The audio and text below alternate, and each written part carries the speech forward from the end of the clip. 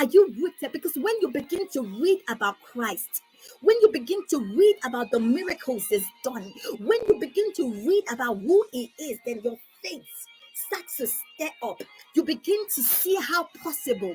The Bible says, without faith, it is impossible to please God. Without faith is impossible. So you can't please God if you are without faith. And the opposite of faith is fear. Let's quickly read this Bible verse, Mark 5, to just drive home this point that I've just given. So Mark 5 from verse 25.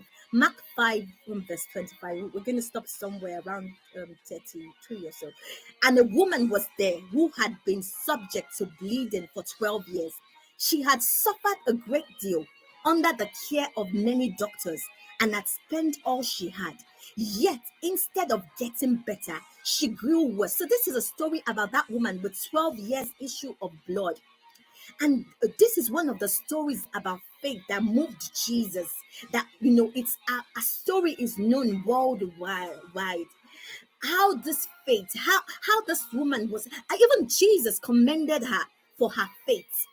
So this is a typical story of faith. So when she heard about Jesus, somebody say when she heard, and we just read now that faith is about hearing the message about Jesus,